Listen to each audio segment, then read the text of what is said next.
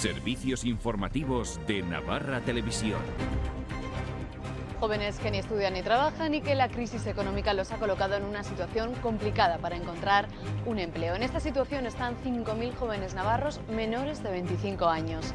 Ese es el objetivo que persigue el Gobierno de Navarra con un nuevo plan que acaba de presentar y para el que destinará más de 11 millones de euros de aquí a 2020.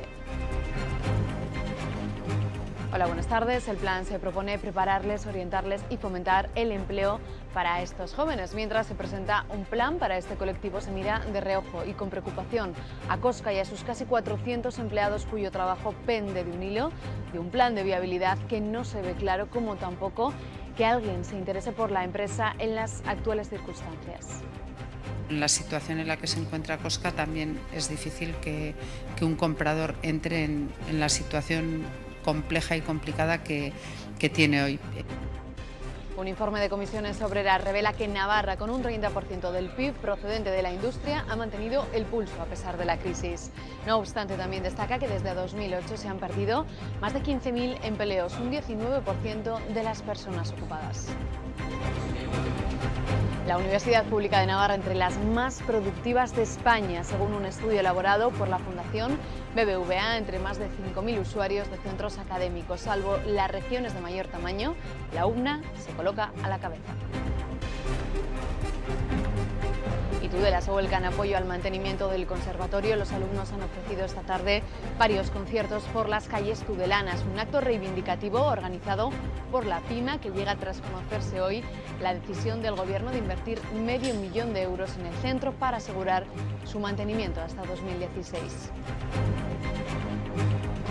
Y otra reivindicación en la calle, esta vez la de la comunidad nigeriana en Navarra, la liberación de las niñas secuestradas, esas 200 niñas retenidas por el grupo terrorista Boko Haram, es su reivindicación. Más de un mes retenidas por una célula yihadista. Tras 5 intentos fallidos fue asesinada Isabel Carrasco y se han conocido nuevos datos. La madre ha confesado que mató a sangre fría a Carrasco por rencor. El asesinato fue gestado durante semanas por la madre y posiblemente por la hija, que planificaron el crimen al detalle. Osasuna ha vuelto esta mañana a los entrenamientos. Los rojillos preparan ya la final ante el Betis y lo han hecho con 3 ausencias. Joan Oriol y Oriol Riera no se han entrenado con el grupo por culpa de varias sobrecargas, aunque estarán disponibles para el partido del domingo. Tampoco se ha ejercitado Armenteros, quien con una elongación en el gemelo de su pierna izquierda es duda para el choque. Y hoy permítanos que nosotros hablemos de nosotros, de Navarra Televisión, porque somos también noticia, estamos de aniversario, cumplimos 2 años informándoles cada día de lo que aquí sucede, 2 años en los que se ha consolidado un proyecto televisivo que actualmente cuenta con una audiencia media diaria de 100.000 espectadores. Por tanto, hoy lo que toca es darles a todos ustedes las gracias.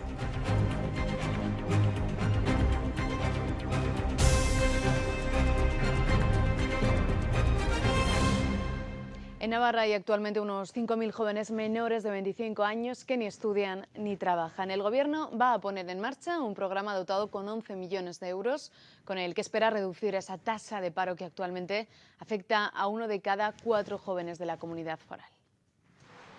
El programa persigue ofrecer un empleo, prácticas o formación a los jóvenes menores de 25 años que no estudien o estén desempleados, independientemente del nivel de formación que tengan. Se trata en su gran mayoría de personas de entre 20 y 24 años con bajo nivel de cualificación, puesto que 2 de cada 3 no han completado la ESO. Para contribuir a que todos los jóvenes menores de 25 años puedan recibir una oferta de empleo, reciban también educación continua, reciban formación de aprendiz o también tengan la posibilidad de acceder a un periodo de prácticas. El programa abarca hasta 2020, aunque el principal esfuerzo se va a acometer en los 2 primeros años, en los que se va a invertir el 70% del presupuesto. En total supone una inversión de 11.200.000 euros. El Gobierno de Navarra va a anticipar la financiación que sea necesaria y posteriormente, una vez que hayamos certificado los gastos, recibiremos los fondos europeos. Los 3 ejes de acción del programa son la mejora de la cualificación profesional, el fomento del empleo y la orientación individualizada de la población joven. El Gobierno está dispuesto a ayudar a Cosca para que no cierre siempre y cuando el resto de partes afectadas por ese plan de viabilidad también consideren que pueden aceptar lo que se les ha propuesto. Los proveedores consideran que si dicen que sí, podría sacrificarse ese cierre de 15 empresas. Todo debería decidirse antes del 30 de junio. Si llegáramos a una situación concursal de Cosca, pues la pervivencia de la compañía como tal sería difícil. También seguimos, tanto el Gobierno como el propio director actual, pues teniendo contactos con algún posible comprador, pero en la situación en la que se encuentra Cosca también es difícil que un comprador entre en la situación compleja y complicada que tiene hoy. Y desde Comisiones Obreras consideran que el plan de viabilidad de Cosca es inviable y han insistido en que deberán acompañarlo de un plan industrial que garantice el empleo. Así lo han asegurado desde la Federación de Industria del sindicato, que ha presentado un informe sobre el sector industrial de Navarra. Piden un plan que priorice la diversificación de actividades, coordinado entre sectores y apueste por la innovación. El diagnóstico del sector revela que Navarra es una comunidad industrializada y que en 2012 esta actividad supuso el 30% del PIB, algo que se ha mantenido estable desde 2007. La industria emplea a 63.600 personas, es decir, el 25% del empleo total navarro, aunque desde el año 2008 se han perdido 15.000 empleos. Los datos son... Y el número de autónomos ha crecido en el último año y suma 803 más que en 2013. Con este aumento, el número total de trabajadores por cuenta propia se sitúa en los 45.786. Tudela, seguido de Pamplona y Estella, son los lugares en los que más aumentó ese número de autónomos, que suben por igual entre hombres y mujeres, aunque en términos generales aumenta el número. Han bajado los autónomos en la construcción, en la agricultura y el transporte. Gran aumento de los precios en el último mes en Navarra. El IPC ha subido un 0,9% en abril respecto al mes anterior y su tasa interanual ha bajado una décima. Desde el mes de enero los precios han disminuido en la comunidad un 0,7%. Los sectores donde más ha crecido el IPC fueron en vestido y calzado y en ocio y cultura. Por contra, donde más bajaron fue en comunicaciones y menaje. A nivel nacional, la tasa de variación anual del IPC en el mes de abril es del 0,4%. La tasa anual de la inflación aumenta 3 décimas hasta el 0,3%.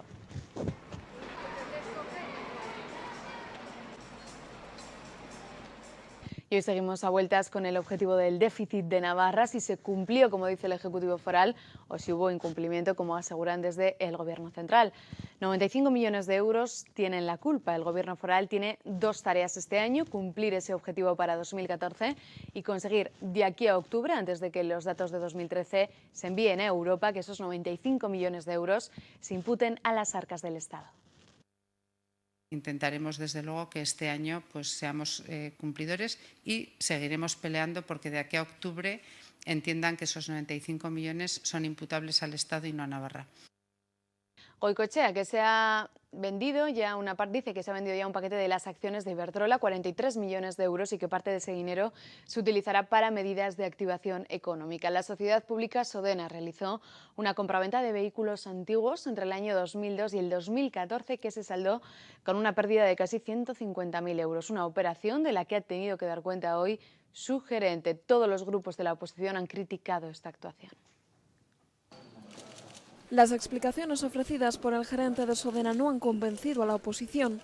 En ellas señala que la compra de estos 32 coches antiguos se produjo para que estos no salieran de Navarra y formaran luego parte de un museo del automóvil que nunca vio la luz. Motivos insuficientes para la oposición. La sospecha de que operaciones como esta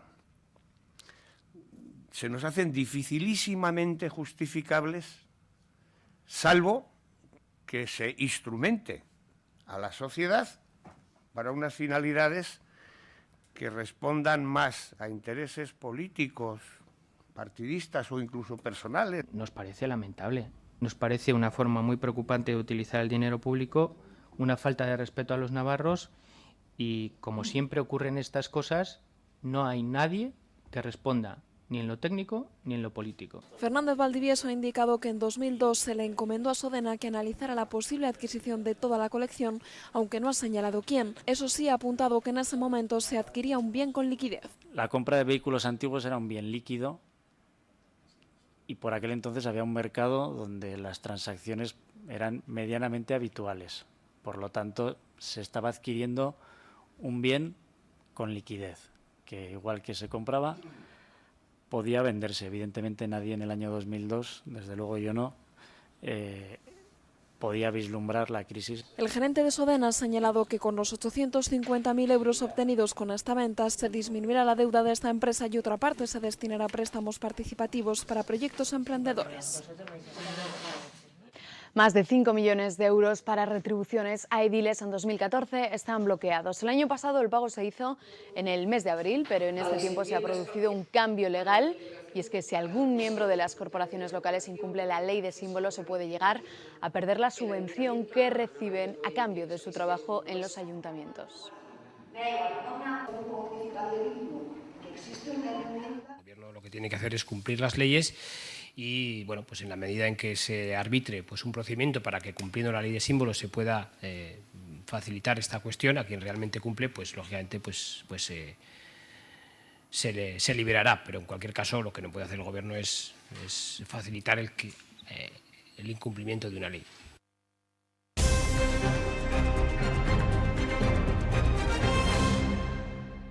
Aparece el arma con el que pudo perpetrarse el crimen de Isabel Carrasco en León. Hoy también hemos conocido que fue asesinada tras 5 intentos fallidos. Las autoras llevaban al menos un mes planificando el crimen. La policía peinó el río de arriba a abajo, pero el arma que mató a Isabel no estaba allí. Regístrala que lleva una pistola en el bolso. Tampoco en el bolso de Montserrat. Su hija Triana, durante los 7 minutos que estuvieron separadas, supuestamente dejó el arma en el coche de una policía local de 41 años e íntima amiga suya. La propia agente ha entregado el revólver esta noche en la comisaría, 36 horas después del asesinato. Según su versión, el arma estaba dentro de un bolso bandolera y asegura que ella no se percató hasta ayer de que estaba allí. A los investigadores no les cuadra la declaración, demasiadas contradicciones. Falta aclarar cuál ha sido su verdadero papel en todo esto. No está detenida en estos momentos, pero pasará en calidad de imputada a prestar declaración cuando el juez la convoque a estos efectos. El arma en cuestión es un revólver Taurus como este del calibre 22, con 3 de las 6 balas disparadas y con el número de serie borrado. Se investiga si pudo ser adquirido en el mercado negro en una ciudad en el norte de España. Tiene ya el arma con el que supuestamente se cometió este asesinato. Pero no es el único arma que se ha encontrado aquí en León, en el loft donde vivía Triana. La policía ha localizado otra pistola, medio kilo de marihuana, fotografías de Isabel Carrasco y planos de seguimiento. Aquí, madre e hija podrían haber urdido su plan. El ministro del Interior insiste en poner el foco sobre los mensajes ofensivos en la red tras el asesinato de Isabel Carrasco. En el hemiciclo ha hablado de ellos como un peligro. La autorradicalización se produce en las redes sociales. En las redes sociales funcionan cosas muy buenas y también circulan cosas muy peligrosas. En los pasillos del Congreso recuerda que va a haber investigación. Vamos a trabajar conjuntamente el Ministerio de Interior y el Ministerio de Justicia para ver qué podemos hacer para poner cotos, de verdad, a esta situación. El PP cree que hay que buscar mecanismos adicionales a la ley para combatir los mensajes injuriosos. Para proteger las redes sociales tenemos que dar una vuelta de cómo podemos garantizar que hay un respeto a los derechos y a una convivencia democrática normal. Para la oposición basta con la legislación ya existente. Twitter es como una plaza pública. Lo que no se puede hacer en la plaza pública tampoco se puede hacer en Twitter. Pero en absoluto se puede hacer una caza de brujas en las redes sociales, como creo que se está pretendiendo, intentando politizar el crimen. Aunque el móvil del crimen no fue político, en el seno del PP avivan esa llama. Se está produciendo en un clima de violencia social que va creciendo en espiral. Los comentarios en la red de momento se han saldado con la dimisión forzosa de 2 concejalas socialistas gallegas que escribieron mensajes inapropiados a raíz del asesinato de Isabel Carrasco. Y ahora vamos con la información política de la campaña electoral.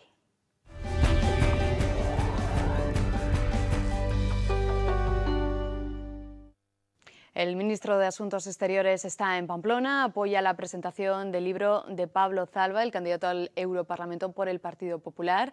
El prólogo del volumen lo firma el ministro. La sala, preparada en un hotel de Pamplona, se ha quedado esta tarde pequeña para acoger a las personas que han acudido a la presentación. En este libro de unas 200 páginas se pueden encontrar reflexiones y artículos que ha ido escribiendo Pablo Zalba a lo largo de estos 5 años de legislatura, incluidas varias anécdotas. El ministro Margallo va a ser el entrevistado de esta noche en este informativo. Dentro de unos minutos, el ministro Margallo aquí en Navarra Televisión.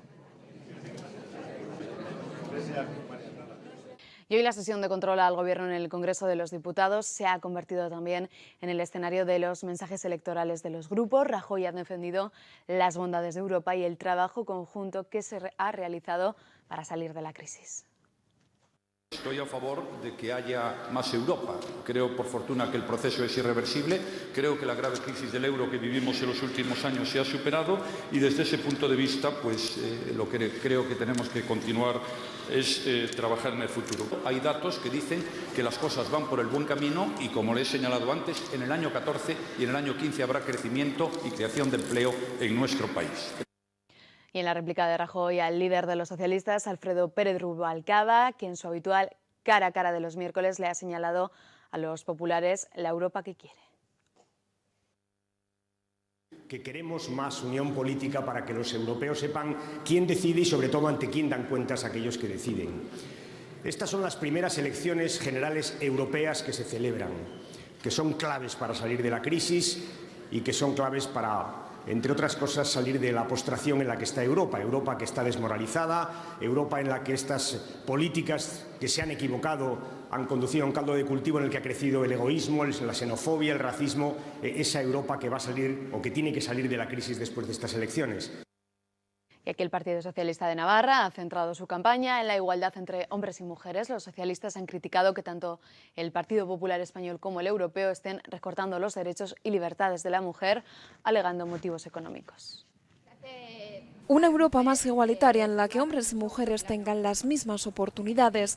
Eso es lo que quieren los socialistas. Critican la reforma laboral porque dicen ha significado un recorte brutal para las trabajadoras, así como la aprobación de la reforma de la ley del aborto, la reducción del presupuesto para violencia de género. Tanto en Europa como en España se ha avanzado en la consecución de la igualdad entre hombres y mujeres, pero son muchos los logros que todavía quedan por conseguir. Máxime en un momento en el que el Partido Popular está haciéndonos retroceder décadas. Si las elecciones europeas son importantes para la población en general, lo son mucho más para las mujeres, que somos las que estamos sufriendo especialmente los recortes que la derecha europea está promoviendo tanto en España como en Navarra. Entre sus propuestas está la de erradicar el denominado techo de cristal porque consideran inviable que actualmente hombres y mujeres con el mismo trabajo reciban salarios diferentes.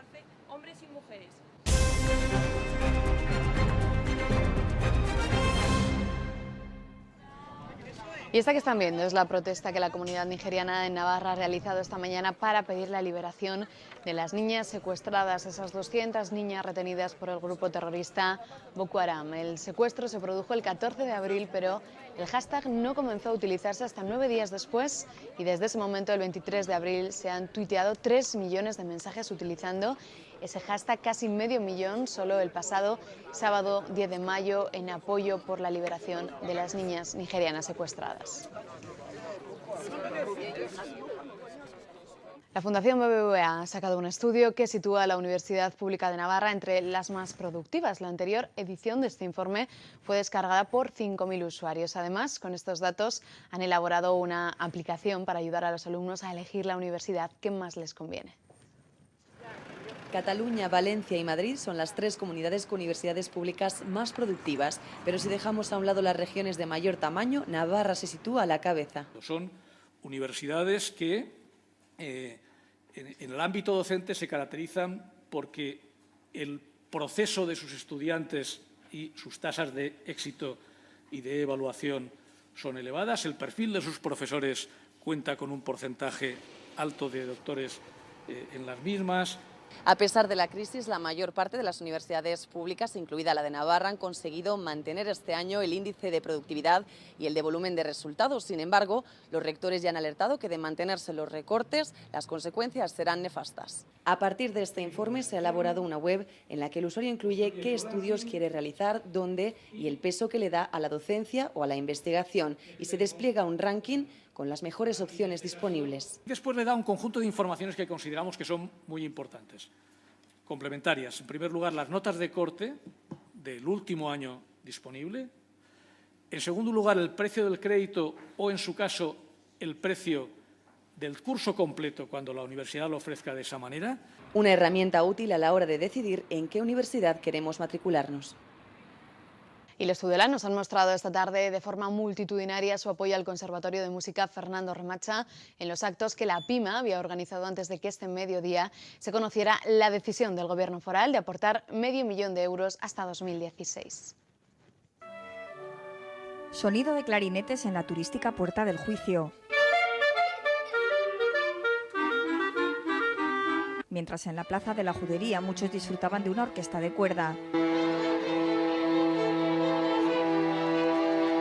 Y así hasta 9 conciertos en distintas calles de la ciudad han servido para reivindicar con música la continuidad del Conservatorio de Tudela, culminando en un macroconcierto en la Plaza de los Fueros que han apoyado multitud de tudelanos. Su APIMA ha decidido mantener estos actos convocados hace tiempo, a pesar del anuncio hoy mismo del Gobierno foral de que aportará hasta 2016 casi medio millón de euros para garantizar su estabilidad económica al dotarle de financiación plurianual y la continuidad de las enseñanzas profesionales de música en la Ribera. Noticia que han recibido con alegría pero con desconfianza. Porque el año pasado, en junio, también existía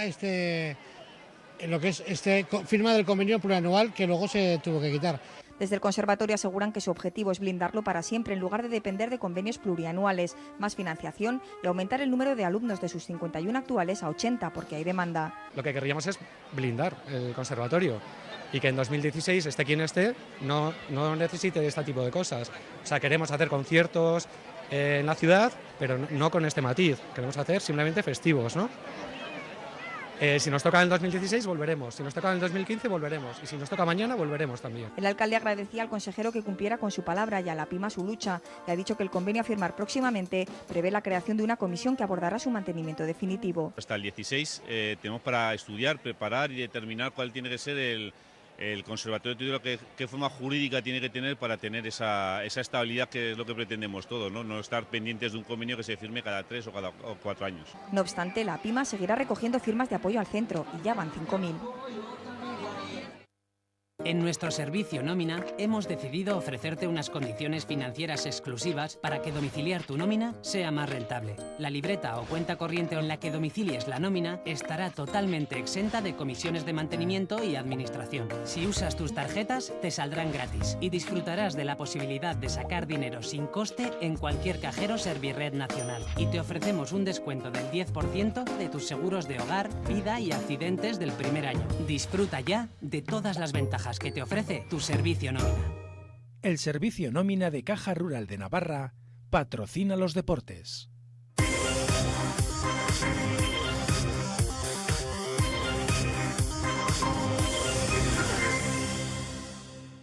Vamos con los deportes. Osasuna ha reanudado los entrenamientos de cara a ese choque del domingo ante el Betis. Los rojillos son conscientes de lo que hay en juego. Nadie se quiere perder el encuentro, ni tan siquiera los tocados. Hasta 3 futbolistas en la mañana de hoy. Ni rastro de Oriol Riera en el entrenamiento de esta mañana. Pero que no cunda el pánico. El delantero catalán se ha ejercitado de forma individual en el gimnasio por culpa de una sobrecarga en su cuádriceps izquierdo y estará disponible para la final contra el Betis. Mismas molestias sufre Joan Oriol. Quien tampoco ha saltado al césped de Tajonar ha sido Armenteros. El ítalo-argentino es duda por culpa de una elongación en el gemelo interno de su pierna izquierda. Las buenas noticias han estado en ver a Raúl y Cejudo entrenando con normalidad junto al resto del grupo. El francés, que parecía descartado, podría llegar a tiempo. El cordobés sí que estará disponible para enfrentarse al equipo en donde se formó como futbolista. Un Betis peligroso que ya descendido ha marcado 6 goles en las últimas 2 jornadas. Pues hemos visto el Betis los 2 últimos partidos y ha competido pues como un gran rival, tiene buenos jugadores. La verdad que yo creo que no no merece estar donde está por los jugadores que tiene y por la calidad que tiene. Sin embargo, Osasuna parece que sí, según el defensa. Cuando después de 38 jornadas estás en una posición, pues evidentemente es así, pero bueno, como te he dicho, queda una jornada, ¿no? Así que bueno, vamos a esperar a ver qué pasa y a ver dónde estamos. Osasuna está obligado a ganar y esperar, no le queda otra, pero el futbolista, que será titular en el lateral derecho, prefiere no saber durante el partido cómo transcurre en el resto de encuentros de los que depende el devenir rojillo. Yo prefiero que no.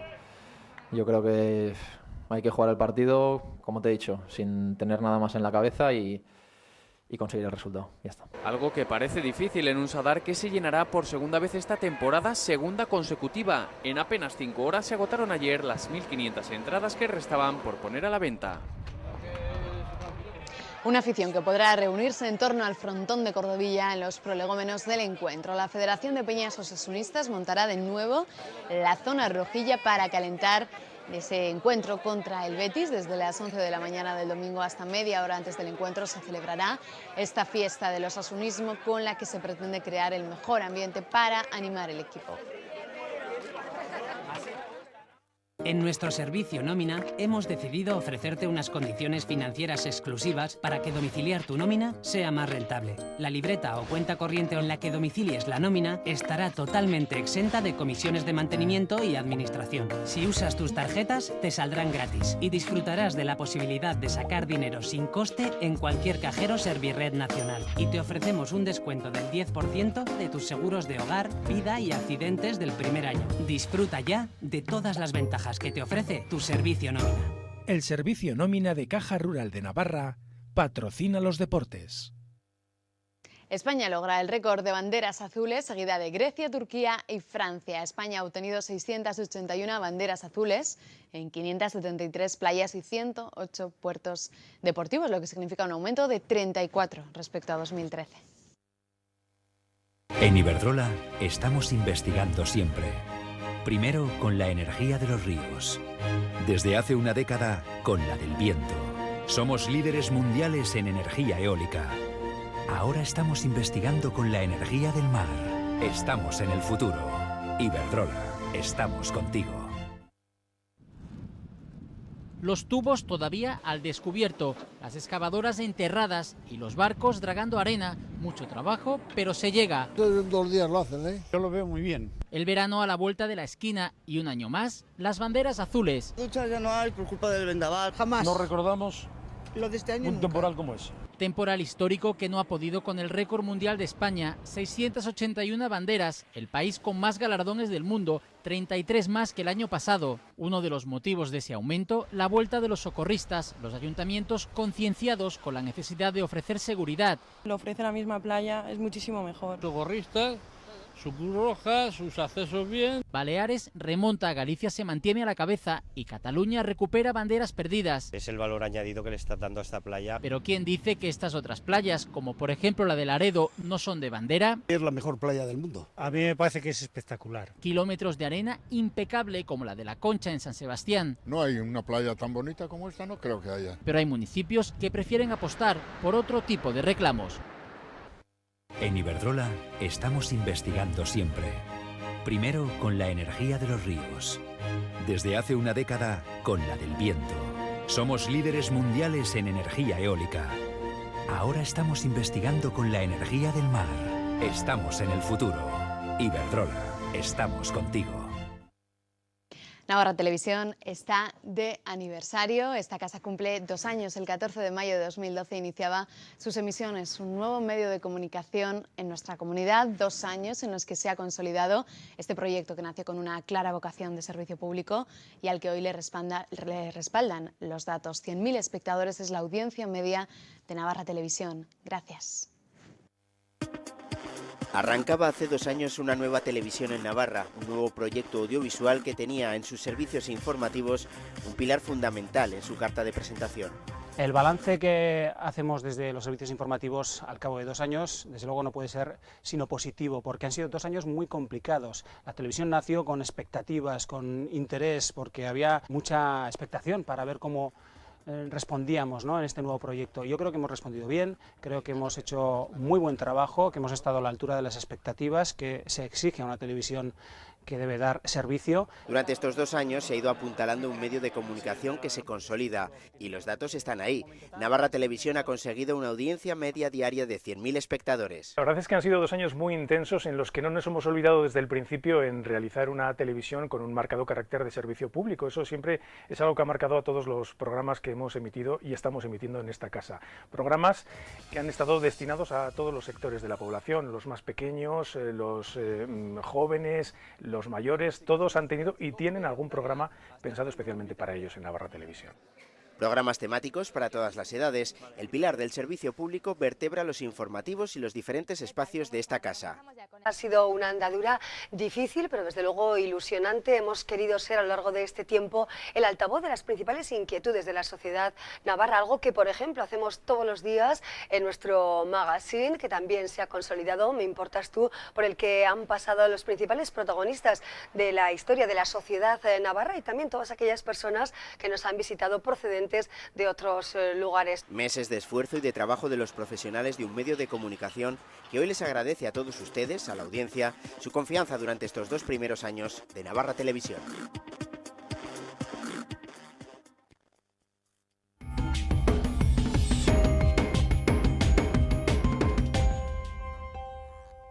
Comenzamos el tiempo de la entrevista esta noche y lo hacemos con el ministro de Asuntos Exteriores y de Cooperación, José Manuel García Margallo. ¿Qué tal, ministro? Bienvenido, buenas noches. Gracias, muy bien. Gracias por atender la llamada de Navarra Televisión. Está en Pamplona para presentar el libro del eurodiputado navarro Pablo Zalba en plena campaña electoral para las elecciones europeas. Se suspendía por el asesinato de Isabel Carrasco.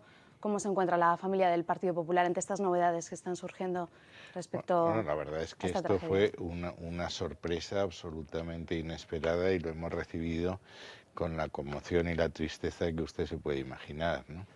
Pero hay que seguir adelante. Horas difíciles para el Partido Popular, para toda la familia política. En realidad, inmersos en una campaña electoral, decíamos, ¿qué espera de ese debate televisivo de mañana? Pues mire, para ser muy franco, yo conozco muy bien a Miguel Arias Cañete, que ha sido ministro 2 veces de Agricultura, conoce muy bien lo que es Bruselas. En esta última temporada logró una renta agraria para España muy importante y cerró el acuerdo de pesca. Yo creo que este debate va a tener un claro ganador y no es partidismo, pero va a ser el candidato de mi partido. Bueno, está aquí, decíamos, para acompañar también al eurodiputado Pablo Zalba, para hablar de su libro. ¿Qué destacaría usted también de este joven eurodiputado navarro? Bueno, pues que probablemente con 5 años es el diputado que en menos tiempo ha alcanzado más experiencia. Yo tuve la suerte de coincidir con él en la Comisión de Asuntos Económicos y Monetarios, luego me sucedió como vicepresidente y el hombre fuerte del Partido Popular Europeo, que es la fuerza mayoritaria en el Parlamento Europeo, y creo que se ha aprendido muy bien los temas y que defiende las posturas españolas en Europa con una gran firmeza, que es lo que se pretende de los eurodiputados, ¿no? Hablamos de Europa, de lo que parece que no hay dudas del peso, del poder que tiene Europa en lo económico.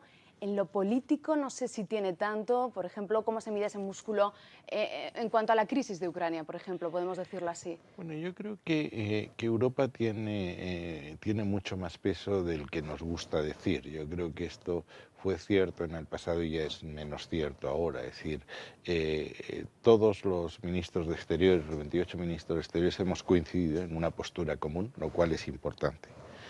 Hemos tenido una enorme fuerza a la hora de plantear nuestras ideas en lo que se refiere a la crisis de Ucrania y nuestras relaciones con Rusia.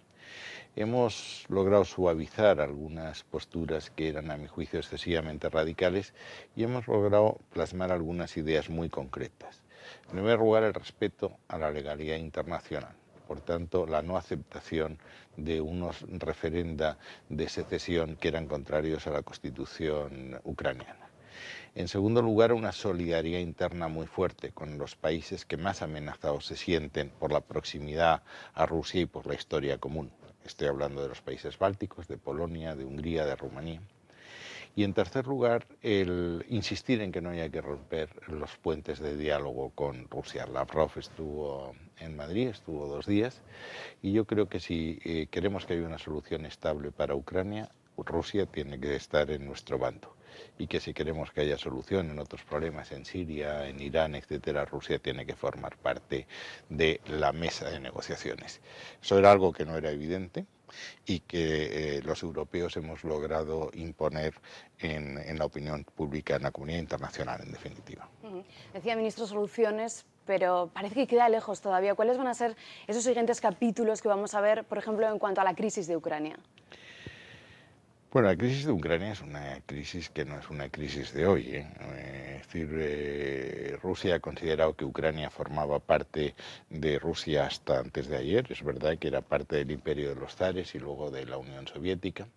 Estamos hablando de un país dividido en 2 partes, el este y el oeste, completamente distintos. Realmente esto es un país desde 1918 y ahora hay que lograr la estabilidad política, la pacificación en Ucrania y el desarrollo económico. Estamos hablando de un país prácticamente en bancarrota.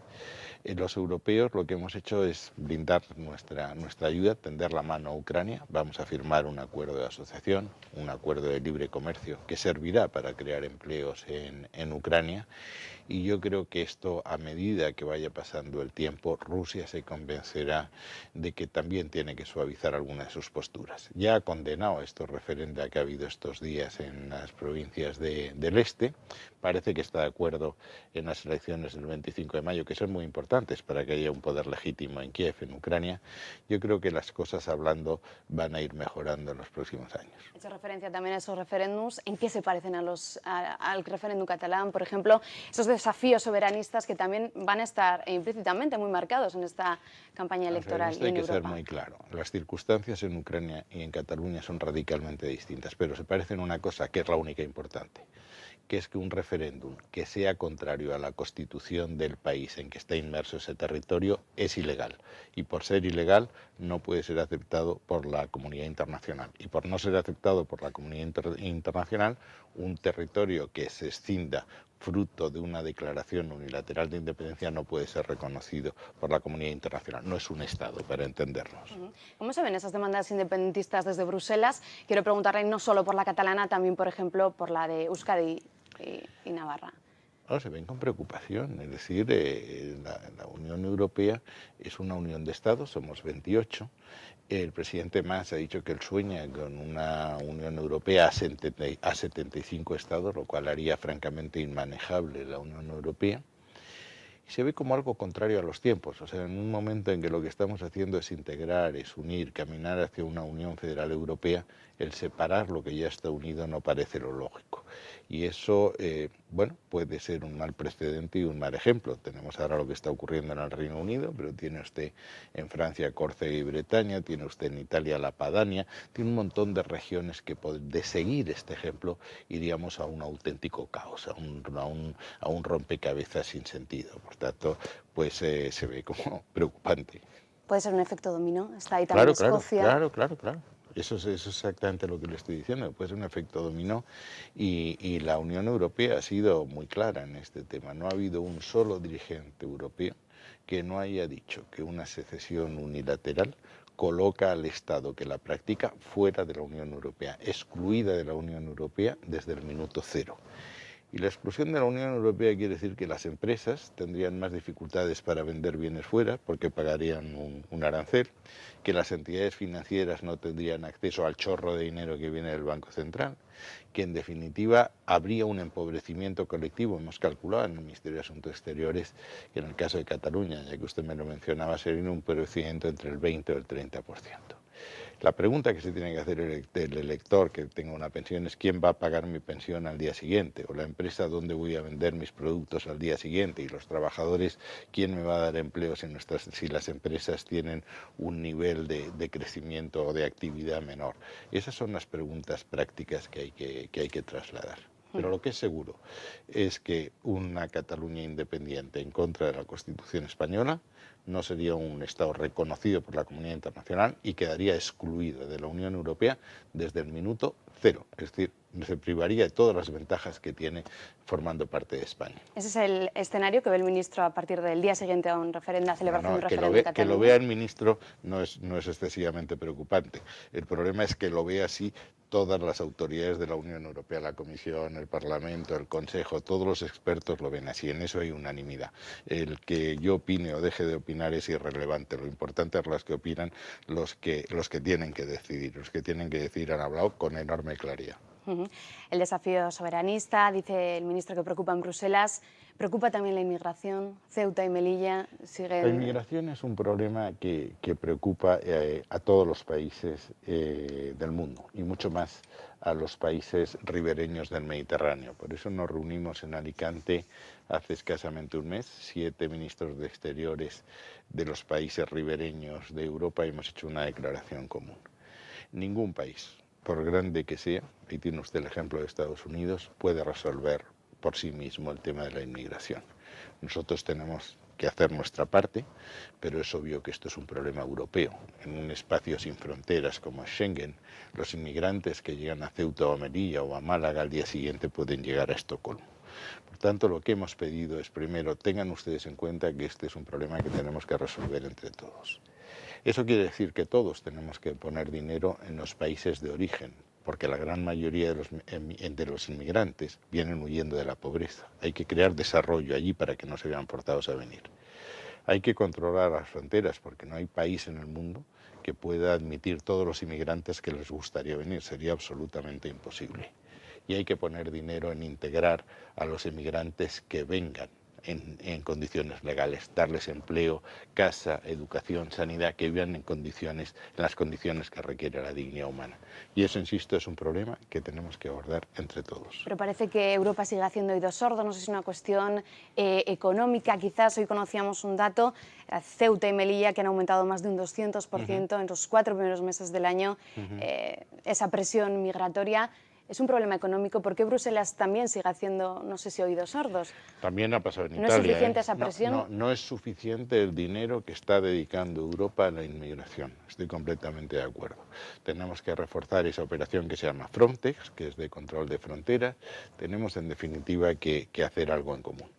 Y mire usted, en Europa el problema es lo que pasaba hace unos años en España, según Ortega, que decía que para que un español se entere que hay cañonazos se lo tienen que dar en el oído. Bueno, ya empiezan a sonar los cañonazos en los oídos de los europeos. Insisto, hemos hablado de eso en Alicante, y el próximo Consejo Europeo, a iniciativa del presidente Rajoy, va a abordar el tema de la inmigración, y yo espero que se lo tomen con la seriedad que este tema requiere. Otra cuestión, ministro, esas niñas nigerianas secuestradas, ¿cómo pueden suceder cosas así? ¿Qué final se espera? ¿Cómo lo está viviendo también el ministro? Bueno, España tuvo una iniciativa que fue seguida por todos los ministros en el último consejo, este lunes, en que decía que eso también era un tema que tenía que ser resuelto por todos. Es decir, que todos los europeos teníamos que poner toda la carne en el asador para acabar con ese problema. Hemos sabido que el gobierno nigeriano, que se ha sentido muy presionado por esa declaración, todo el gobierno, y en especial el presidente Jonathan, porque tiene que ir a unas elecciones dentro de muy poco, y este tema, gracias a estas iniciativas, está en las primeras páginas de todos los periódicos, quiere negociar. Es decir, esto es algo que hay que resolver inmediatamente, y hay que atacar las causas de fondo. Es decir, aquí el grupo que ha secuestrado es un grupo islamista radical que se llama Boko Haram. Boko Haram quiere decir que está prohibida la educación occidental. No es solo lo que ha pasado en Nigeria, es que tuvimos un ataque en Siria también a una escuela cristiana, hemos tenido ataques en Somalia. Es decir, esto es un problema que hay que abordar con absoluta seriedad y saber que la amenaza que tenemos enfrente en ese corredor yihadista es extraordinariamente importante. Por eso España tiene tropas en Mali, tiene tropas en Somalia, tiene tropas en Centroáfrica, para evitar que haya un corredor del Atlántico al Índico que nos convierta en la frontera con Al-Qaeda. Por último, y para acabar, ministro, volvemos a la política nacional. ¿Qué hay de cierto? A ver si nos puede aclarar en esa cuestión que decía Rosa Díez, de esa conversación que parece que tuvo en los pasillos del Congreso, en lo que, a cuenta del bipartidismo, parece que que usted le respondía que PP y PSOE se alinearían para aplastar como una nuez a esos partidos minoritarios. No sé qué hay de cierto que nos puede aclarar. Vamos a ver, yo le aseguro que jamás he utilizado una expresión de ese tipo en mi ya larga vida política. También puedo decir que en mi ya larga política es la primera vez que veo que alguien desvela y tergiversa una conversación privada para obtener un titular. Y yo, desde luego, no voy a hacer nada por el estilo. Insisto, no es una expresión que esté en mi imaginario cultural y yo no seguiré hablando de una conversación privada que yo respeto. Es decir, yo siempre creo que una conversación privada debe mantenerse en los términos de la privacidad. Que desvelarla y mucho más tergiversarla, bueno, me parece que es algo que se califica por sí mismo.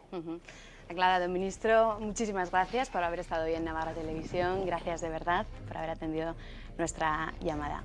Buenas noches. Gracias. Y a todos ustedes, buenas noches. Que pasen una feliz noche. Descansen, gracias. Adiós.